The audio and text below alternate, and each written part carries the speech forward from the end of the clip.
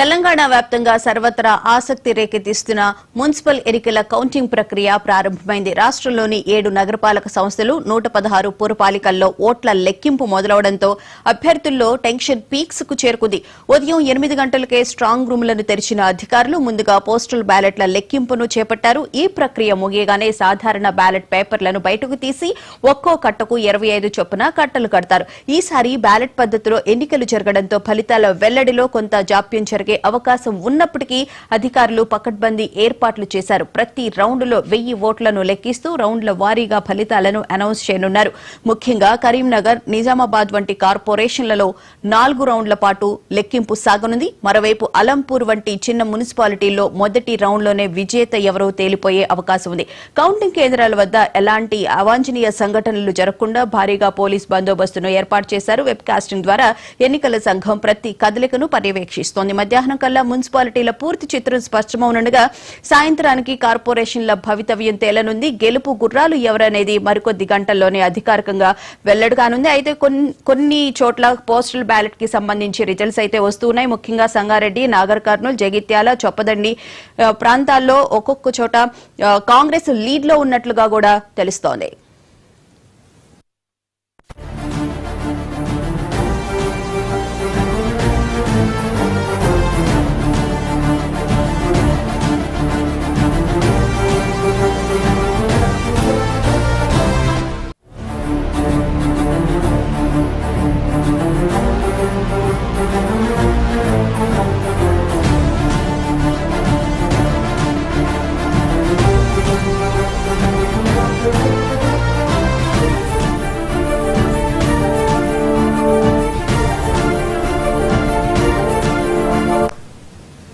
నల్గొండ జిల్లాలో postal ballot లెక్కింపు అయితే ప్రారంభమైంది. అక్కడ పరిస్థితి ఏంటి అనే విషయాలను మా ప్రతినిధి రాము అందిస్తారు.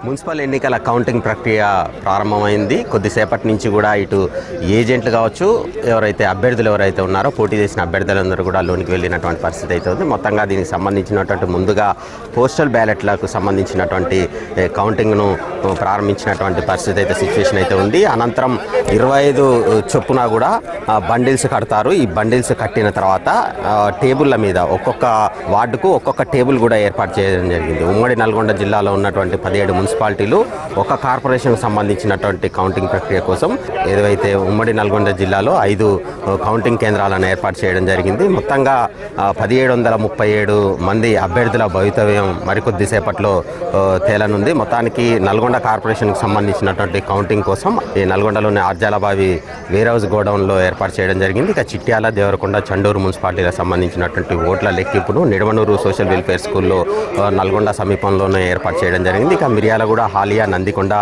కౌంటింగ్కు సంబంధించినటువంటి కేంద్రాన్ని మిర్యాలగూడ మండలంకి సంబంధించి అవంతిపురం మార్కెట్ యార్డ్లో ఏర్పాటు చేశారు. ఇక సూర్యాపేట, తిరుమలగిరి, కోదాడ, హుజూర్ నగర్, నేడుచెర్ల కౌంటింగ్ కేంద్రాన్ని సూర్యాపేట ఎస్వి ఇంజనీరింగ్ కళాశాలలో ఏర్పాటు చేయగా ఇక భువనగిరి, చౌటుప్పల్, మోత్కూరు, భూదాన్ పోచంపల్లి, ఆలేరు, యాదగిరిగుట్ట కౌంటింగ్ కేంద్రాన్ని భువనగిరిలో ఏర్పాటు చేశారు. మొత్తంగా 5 కౌంటింగ్ కేంద్రాలను ఏర్పాటు చేయడం జరిగింది. ఇక్కడ ఈ కౌంటింగ్ కేంద్రాల వద్ద సీసీ కెమెరాలతో పాటు ఎప్పటికప్పుడు కూడా కౌంటింగ్ సంబంధించినటువంటి ప్రక్రియను వెబ్ కాస్టింగ్ సాయంతో కూడా కమాండ్ కంట్రోల్ రూమ్లకు అటాచ్ చేయడం జరిగింది. ఉన్నతాధికారులు ఏదైతే కౌంటింగ్ సరళిని కూడా ఎప్పటికప్పుడు పరిశీలిస్తామని చెప్తున్నారు. ఇక భారీ భద్రతను కూడా ఏర్పాటు చేసినటువంటి పరిస్థితి సిచ్యువేషన్ ఉంది. ఇక కౌంటింగ్ తర్వాత గెలిచిన అభ్యర్థులు ర్యాలీలకు నిషేధం అని చెప్పేసి కూడా ఇటు పోలీసులు ప్రకటించారు. మొత్తంగా ఉమ్మడి నల్గొండ జిల్లాలో చూసుకున్నట్టయితే నల్గొండలో 3,07,000 ఓట్లు ఉండగా 2,40,000 ఓట్లు పోలయ్యాయి. ఇక యాదాద్రి భువనగిరి జిల్లాకు సంబంధించి 1,30,000 ఓట్లు ఉంటే 1,13,000 ఓట్లు పోలైనాయి. సూర్యాపేట జిల్లాలో 2,19,000 ఓట్లు ఉండగా 1,75,000 ఓట్లు పోలైనటువంటి సిచ్యువేషన్ ఉంది. మొత్తంగా గతంలో 79% నమోదవుతాయి. ఈసారి 78% పోలింగ్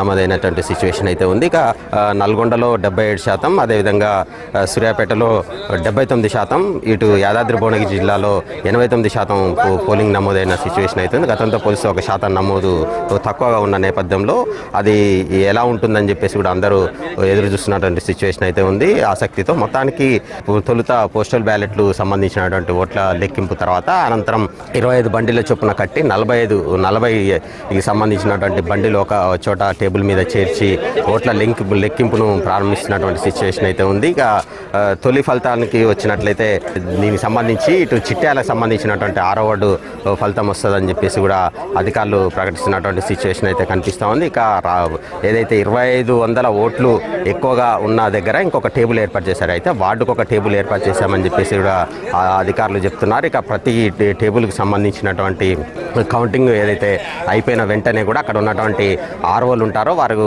నమోదు చేసుకొని ఇటు అభ్యర్థుల సమక్షంలోనే వారికి చూపిస్తున్నటువంటి సిచ్యువేషన్ అయితే ఉంటుంది. ఇక మొత్తానికి సంబంధించి పూర్తి స్థాయిలో ఎటువంటి అవాంఛనీయ ఘటనలు జరగకుండా పోలీసులు కూడా భారీ భద్రతను ఏర్పాటు చేసినటువంటి సిచ్యువేషన్ అయితే ఉంది. ఓవరాల్గా చూసుకుంటే ప్రశాంతంగా కౌంటింగ్ అయితే ప్రారంభమైనటువంటి సిచ్యువేషన్ అయితే కనిపిస్తూ ఉంది. కెమెరా పర్సన్ జనార్దన్తో కలిసి రాము, మహాన్యూస్, నల్గొండ.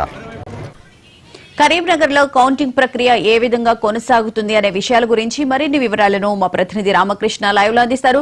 రామకృష్ణ, చెప్పండి, పోస్టల్ బ్యాలెట్ కి సంబంధించి అప్డేట్ ఏమైనా వచ్చిందా? ఎందుకంటే కొన్ని చోట్ల కాంగ్రెస్ లీడ్ లో ఉన్న వార్తలు కూడా మనం చూస్తున్నాము. ప్రస్తుతం ఏంటి అక్కడ సిచ్యుయేషన్? పోస్టల్ బ్యాలెట్ లెక్కింపు కరీంనగర్ లో పూర్తయింది. కరీంనగర్ లో ఒకసారి మనం పరిశీలిస్తే కనుక కరీంనగర్ లో 66 డివిజన్లు ఉండగా 64 డివిజన్లలో పోస్టల్ బ్యాలెట్ల లెక్కింపు అయితే పూర్తయింది. మరో 2 డివిజన్లు ఇంకా పూర్తి కావాల్సి ఉంది.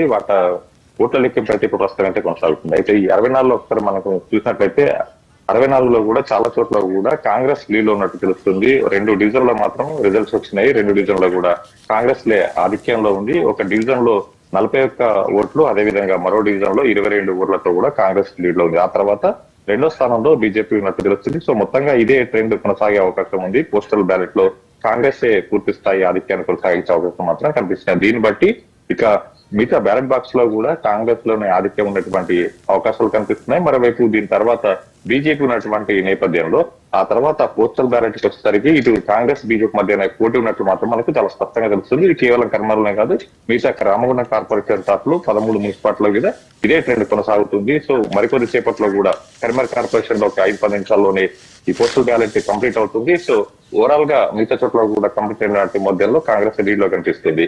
ఇక ఏదైతే ఇంకో మరో 2 గంటల పాటు బ్యాలెట్ బాక్స్ సంబంధించినటువంటి ఈ బండిల్స్ కట్టేటువంటి ప్రక్రియ మాత్రం ప్రస్తుతం అయితే కొనసాగుతుంది. ఇది ఒక మరో 2 గంటలు కొనసాగే అవకాశం ఉంది. ఎందుకంటే ఇది చాలా లాంగ్ ప్రాసెస్. ఒక్కో బండిల్స్ ని కట్టడానికి కొంత సమయం తీసుకుంటుంది. దాదాపు కరీంనగర్ కార్పొరేషన్ లో 66 డివిజన్లు ఉన్నాయి. 66 డివిజన్లకు సంబంధించినటువంటి ఓట్లన్నింటినీ కూడా బండిల్స్ కట్టి ఒక్కో టేబుల్ కు కేటాయించినారు. దీనికి కొంత సమయం పడుతుంది. ఆ తర్వాత అసలైనటువంటి కౌంటింగ్ ప్రక్రియ ప్రారంభమవుతుంది. దాదాపుగా 11-11:30 కల్లా ఈ కౌంటింగ్ ప్రక్రియ ప్రారంభమవుతుంది. ఆ తర్వాత మొదటి గంటలో మాత్రం మొదటి ఫలితం రానుంది. సో మరోవైపు హుజరాబాద్ లో మాత్రం స్ట్రాంగ్ రూమ్ కు ఏదైతే నిన్న 11న పోలింగ్ జరిగిందో ఆ తర్వాత భద్రపరిచినటువంటి ఓట్లకు సంబంధించినటువంటి కౌంటింగ్ కేంద్రం వద్ద అక్కడ స్ట్రాంగ్ రూమ్ తాళం అక్కడ పోవడంతో కూడా అక్కడ సిబ్బంది అధికారుల అనుమతి మేరకు అక్కడ గడ్డపారతో పగలగొట్టడం జరిగింది. అయితే దీనిపైన కొంత అక్కడ ఎవరైతే వివిధ పార్టీకి చెందినటువంటి అభ్యర్థులకు వచ్చినటువంటి నేపథ్యంలో అధికారులే స్వయంగా వచ్చి కూడా అక్కడ సిబ్బంది చేత కూడా గడ్డపారతో పగలగొట్టి ఆ తర్వాత స్ట్రాంగ్ రూమ్ ను ఓపెన్ చేసి వాటి అన్నింటిని కూడా తీసుకురావడం జరిగింది. ఆ ప్రస్తుతానికైతే ఈ కౌంటింగ్ ప్రక్రియ కూడా కొనసాగుతుంది. సో మొత్తంగా ఇటు ఒకవైపు కౌంటింగ్ జరుగుతుండగా మరోవైపు మాత్రం క్యాంపు విషయాలు మొత్తం చాలా రసవత్తకరంగా మాయి ఇటు వేములవాడ, ధర్మపురంతో పాటు రాయకల్, జగిత్యాల కూడా ఈ క్యాంపు రాజేస్తున్నట్టు తెలుస్తుంది. మరోవైపు జగిత్యాలలో ఇటు ఎమ్మెల్యే వర్సెస్ మాజీ ఎమ్మెల్యే జీవన్ రెడ్డి అదేవిధంగా సంజయ్ మధ్య మాత్రం ఉన్నటువంటి ఈ ఏదైతే తగాదా ఉందో దానికి సంబంధించినటువంటి ఇటు ఇండిపెండెంట్ గా వేసినటువంటి జీవన్ రెడ్డికి సంబంధించినటువంటి వర్గీయులు కూడా క్యాంపు రాజకీయాలకు వెళ్తున్నారా లేకపోతే ఏం జరుగుతున్నటువంటి ఒక ఆసక్తికరమైన అంశంగా మారింది. సో ఓవరాల్ గా చూసినట్లయితే ఇప్పటికే క్యాంపు రాజకీయ ప్రారంభమై కొంతమంది 3 మున్సిపాలిటీలకు సంబంధించినటువంటి కార్పొరేట్లు అందరూ గెలిచే అవకాశాలు ఉన్నటువంటి అభ్యర్థులంతా కూడా హైదరాబాద్ కి తరలి వెళ్లారు. సో ఓవరాల్ గా చూసినట్లయితే ప్రస్తుతం కరీంనగర్ లో మాత్రం కౌంటింగ్ ప్రక్రియ కొనసాగుతుంది. అయితే రామకృష్ణ, ప్రధానంగా చూసుకుంటే కరీంనగర్ కార్పొరేషన్ కి సంబంధించి అటు బీజేపీ, కాంగ్రెస్ మధ్య పోటీ ఉండే అవకాశం ఉంది. దాంతో పాటు ఎంఐఎం కూడా చాలా కీలకంగా మారే అవకాశం ఉంది అని చెప్పి వచ్చిన నేపథ్యంలో మరి కరీంనగర్ కార్పొరేషన్ కి సంబంధించి అక్కడ లీడ్ ఎవరు కనిపించే అవకాశం ఉంది? తప్పకుండా ఎంఐఎం కూడా చాలా ప్రభావం చూపిస్తుంది. ఎందుకంటే గత ఎన్నికల్లో కూడా దాదాపుగా ఐదు ఎంఐఎం సంబంధించినటువంటి అభ్యర్థులు గెలిపిన నేపథ్యంలో ఈసారి కూడా ఆ సంఖ్యను కొంత మరింత పెంచాలని చెప్పేసి కూడా ఏదైతే ఎంఐఎం నేతలు అక్బరుద్దీన్, అసదుద్దీన్ వచ్చి కరీంనగర్ కు స్వయంగా వచ్చి కూడా వాళ్ళు ఇక్కడ ప్రచారం నిర్వహించారు. దాని ప్రభావం ఖచ్చితంగా కనిపిస్తుంది. ఈ సీట్లను కాస్త 5 నుంచి 8 కూడా పెంచుకోవాలని ఒక ఆరాటం మాత్రం ఎంఐఎం లో కనిపించింది. దానికి అనుగుణంగానే ఎంఐఎం సంబంధించినటువంటి ముఖ్య నేతలు కూడా వచ్చి ఇక్కడ ప్రచారం నిర్వహించారు. సో అవి కూడా ఎంఐఎం సంబంధించినవి కూడా కొంత పెరిగే అవకాశం ఉంది. అయితే ఎంఐఎం అదేవిధంగా ఈ కాంగ్రెస్ సంబంధించినటువంటి సీట్లు కూడా ఒకవేళ కనుక ఆధిక్యం కనుక కనిపిస్తే కనుక ఈ రోజు కనుక ఈ ఫలితాల్లో కనుక కాంగ్రెస్ లీడ్ ఉన్నట్టయితే కాంగ్రెస్ ఖచ్చితంగా ఎంఐఎం మద్దతు తీసుకునే అవకాశం కనిపిస్తుంది. అయితే మరోవైపు బీజేపీ కూడా మొదటి నుంచి కూడా ప్రచారం నిర్వహించినప్పటికీ కూడా ఇక్కడ కేంద్ర హోంశాఖ మంత్రి బండి సంజయ్ అన్ని తానే ఒక్కడిగా ఇక్కడ ప్రచారం నిర్వహించారు. దాదాపుగా ప్రతి వాడవాడగా డివిజన్ లో కూడా ఆయన ప్రచారం నిర్వహించారు. సో ఇక్కడ బీజేపీ కూడా కొంత ప్రభావం చూపే అవకాశం ఉంది. గతంలో ఎన్నలేని విధంగా ఈసారి బీజేపీ గెలిచే అవకాశం అంటూ కూడా ప్రచారం జరిగినటువంటి నేపథ్యంలో చాలా అంటే ఆశావాహంగా ఉన్నాయి ఇటు బీజేపీ నేతలు కావచ్చు, కార్యకర్తలు కావచ్చు. మరోవైపు ఒక హైప్ క్రియేట్ అయింది, బీజేపీ ఎక్కువ స్థానంలో గెలుస్తుందని. అదేవిధంగా దానికి అనుగుణంగానే సర్వే రిపోర్ట్లను కూడా బీజేపీకి అనుకూలంగానే రిపోర్ట్ ఇస్తే దాదాపుగా 22 నుంచి 27 వరకు కూడా బీజేపీ గెలుచుకుని వస్తుంది. ఆ తర్వాత కాంగ్రెస్ తర్వాత స్థానంలో ఉండి కూడా దాదాపుగా 15 నుంచి 20 స్థానాలు గెలుచుకుంటుంది. బీఆర్ఎస్ కేవలం 10కే పరిమితమైనటువంటి ఒక అంచనాలను అయితే చేయడం జరిగింది. మరో ఎంఐఎం కూడా 8 సీట్లు గెలుచుకుంటుంది. ఇతరులు ఇండిపెండెంట్ కూడా ప్రభావం చూపిస్తారని కూడా ఇంతవరకు కూడా సర్వేలు చెప్పాయి. సో దీనికి అనుగుణంగానే కొంత కాంగ్రెస్ బీజేపీకి మధ్యనే మాత్రమే ఇప్పుడు పోటీ మధ్య తెలుస్తుంది. దానికి అనుగుణంగానే పోస్టల్ బ్యాలెట్ సంబంధించినటువంటి ఫలితాలు వస్తున్నాయి. సో మొత్తంగా ఇటు కాంగ్రెస్ లేదా బీజేపీకి సంబంధించినటువంటి ఆధిక్యత మాత్రం ఇక్కడ కనిపిస్తుంది. యా రామకృష్ణ, మీరు చెప్పినట్లు కరీంనగర్ లో ఎక్కువ లీడ్ లో పోస్టల్ బ్యాలెట్ లో కాంగ్రెస్ ఉన్న నేపథ్యంలో ఇదే వరవడి కొనసాగే అవకాశం ఉండొచ్చా? ఎందుకంటే ముఖ్యంగా చూసుకుంటే కాంగ్రెస్ ఫస్ట్ నుంచి చెప్తూ వస్తుంది మేము ఎక్కువ వార్డులు కైవసం చేసుకుంటాం, అలాగే కార్పొరేషన్ కూడా కైవసం చేసుకుంటామని. ఇప్పుడు చూస్తుంటే కనుక కాంగ్రెస్ కే ఎక్కువ ఆధిపత్యం వచ్చే అవకాశం అయితే ఉంది కదా? అంటే ప్రస్తుతం అయితే 66 డివిజన్లు 64 డివిజన్లు పూర్తయ్యే అధికారికంగా మాత్రం ఇప్పుడు అధికారులు మాత్రం ప్రకటించలేదు. కానీ కేవలం మనం అక్కడ ఉన్నటువంటి కొంతమంది ఏజెంట్ల ద్వారా మనకు అందుతున్న సమాచారం మాత్రం 2-3 డివిజన్లకు సంబంధించి మాత్రం కాంగ్రెస్ లో లీడ్లు ఉన్నట్టు సమాచారం ఉంటుంది. సో ఇది కేవలం 2 డివిజన్ 3 డివిజన్లకి పరిమితం అవుతుందా, మిగతా వాటి మీద ప్రభావం చూస్తుందా, అదే ట్రెండ్ కొనసాగుతుందా మాత్రం మనం ఇప్పుడే చెప్పలేం. సో ఓవరాల్ గా చూసినట్లయితే కనుక ఈ ట్రెండ్ కొనసాగే అవకాశం ఉందని మాత్రం ఒక అంచనాలు మాత్రం ఉన్నాయి. ఎందుకంటే పోస్టల్ బ్యాలెట్ ప్రభుత్వ ఉద్యోగులు వేసుకుంటారు, ప్రభుత్వ ఉద్యోగులు కాంగ్రెస్ పై అనుకూలంగా ఉన్నారు అనేటువంటి ఒక సంకేతానికి ఇది నిదర్శనం అని చెప్పుకోవచ్చు. సో దీనికి అనుగుణంగానే పోస్టల్ బ్యాలెట్ ఫలితాలు వస్తున్నాయి. సో ఈ కేవలం ఉద్యోగులకు సంబంధించినటువంటి అంశం కాబట్టి మిగతా పోస్టల్ బ్యాలెట్ బాక్స్ ఓపెన్ చేసిన తర్వాత వాటిలో ఓటర్లు ఏ విధంగా స్పందించారని మాత్రం కొంత మనం చూడాల్సిన అవసరం ఉంది. కరీంనగర్ కార్పొరేషన్ లో స్వతంత్ర అభ్యర్థులు కూడా గెలిచే వాళ్ళు ఎవరైతే ఉన్నారో వాళ్ళందరినీ క్యాంపులకి తరలిస్తున్నారు, అన్ని పార్టీలు టచ్ లో ఉన్నాయని చెప్పి కూడా వార్తలు వస్తున్నాయి కదా రామకృష్ణ? కరీంనగర్ కార్పొరేషన్ లో ఇప్పటికైతే క్యాంపు రాజకీయాలు అయితే ప్రారంభం కాలేదు. కాకపోతే క్యాంపు రాజకీయాలకు అనుకూలంగా ఉండి అదేవిధంగా దానికి అనువైన వాతావరణం ఇప్పటికీ ఏర్పడింది. నిన్న రాత్రి నుంచి కూడా ఇండిపెండెంట్లు కావచ్చు, లేకపోతే ఇక్కడ పార్టీ నుంచి గెలుపొందే అవకాశం ఉన్నటువంటి అభ్యర్థులను ముఖ్యమైనటువంటి ప్రధానమైన పార్టీలు ఇటు బీజేపీ కాంగ్రెస్ టచ్ లోకి వెళ్లారు. వారు ఒకవేళ గనక గెలిచినట్టయితే తమకు ఎక్కువ సీట్లు వస్తే గనక మేయర్ పీఠానికి ఏదైతే తక్కువ సీట్లు ఉంటాయో దానికి అనుగుణంగా వీళ్ళని కూడా మద్దతు పలికే కూడగట్టుకున్నటువంటి అంశాన్ని కూడా పరిశీలిస్తున్నారు. వీరందరినీ కూడా టచ్ లోకి వెళ్లి వారందరినీ కూడా దీనికి ఈ రోజు కనుక మధ్యాహ్నం ఒక క్లారిటీ వస్తే కనుక వాళ్ళని ఎంబట్టి క్యాంపుకి తీసుకెళ్లేటువంటి అవకాశం కూడా కనిపిస్తుంది.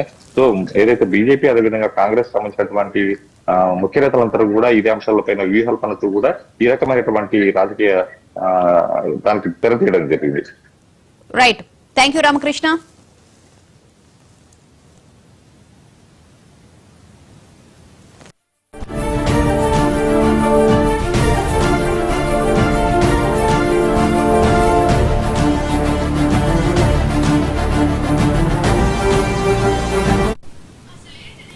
ఇప్పుడు ఒక షార్ట్ బ్రేక్ తీసుకుందాం.